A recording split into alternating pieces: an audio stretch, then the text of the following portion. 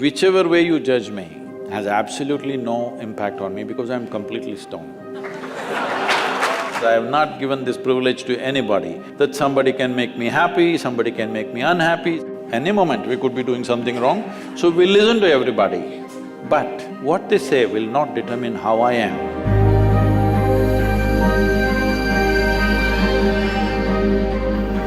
So Sadhguru, sometime back I happened to be in a situation where a friend of mine was drunk. So when she was in the drunk state, she was repeatedly saying that please don't judge me as I'm drinking, please don't judge me. It is… but she has lost her judgment, but she doesn't want you.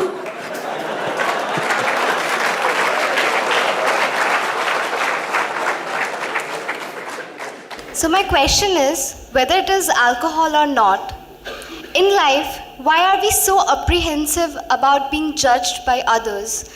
And how can we not let this come on our way of being happy?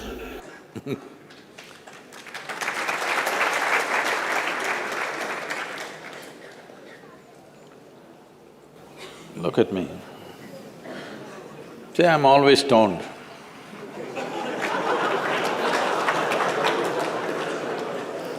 Never touched a substance, but always stoned. You can judge me whichever way you want.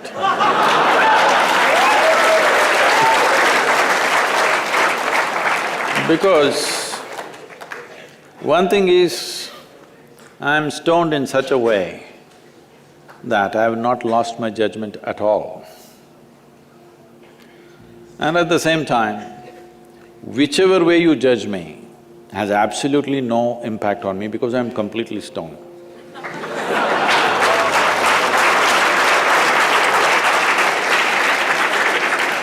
Having said that, why this consumption of alcohol and drugs is growing the way it's growing in the world is, this is because the heavens have been collapsing. Yes, I was in Bangalore just 3-4 weeks ago. There were over 8,000 people doing a 2-day program with me. And just casually I asked, how many of you think you will go to heaven? Only 5 hands went up. Then I asked, are you all the hell people? No, it's just that both heaven and hell have collapsed in people's minds. This is the first time in the history of humanity that this many people in the world can think for themselves. Otherwise, your priest, your mullah, your pandit or a book was thinking for you. The first time that so many people can think for themselves. Are they thinking right, thinking wrong? There are many issues about that. But they're thinking right, thinking wrong, but they're thinking. So all illogical things are naturally collapsing. Still, this generation has not fully walked away from it, still there is fear. They can't openly say, there's no goddamn hell or heaven. They're still fearful about it, but they're trying to make a little heaven for themselves here. So, hey, wait. So naturally, when they're not able to do it for themselves out of their own intelligence, they will fall back on chemicals. Today, just to take very affluent societies, because every society is aspiring to be like that, let's say you take United States, which is the most affluent nation on the planet right now. 70% of US population is on prescription medication. Another 30%, of course, buying it off the back streets.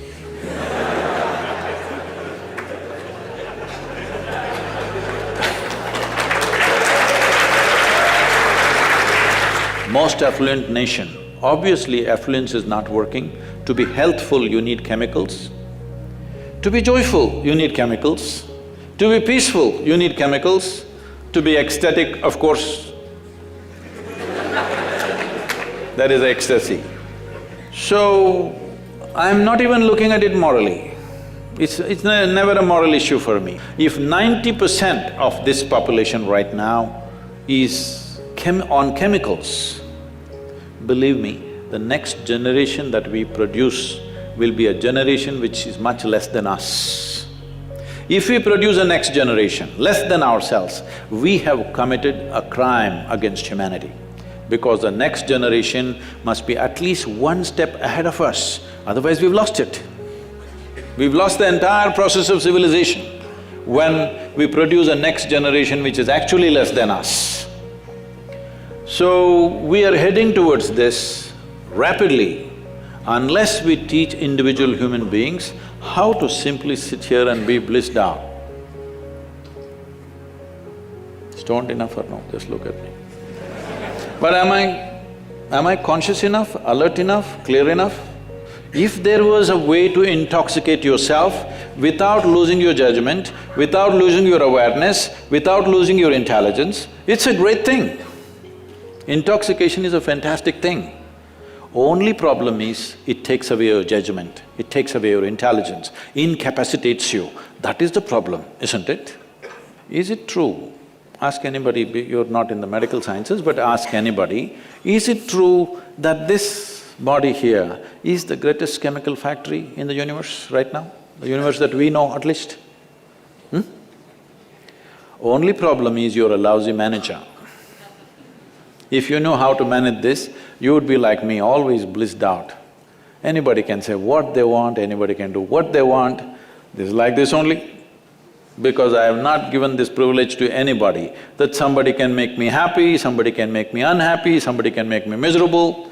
Right now, you are a consequence of other people's opinions. Where do you plan to go like this? Anybody can ruin you. You went outside, somebody told you, Shreya, you are the most wonderful human being we have seen. Then you were floating on that cloud, what number? What number? 9. Oh, in South we do 11. You were floating on cloud whatever number, and you came home, people at home told you who you really are. And the cloud will crash. No. It's very important that neither this way or that way, we listen to everybody because we could be doing something wrong. Hello? Any moment we could be doing something wrong, so we listen to everybody. But what they say will not determine how I am. Never, ever.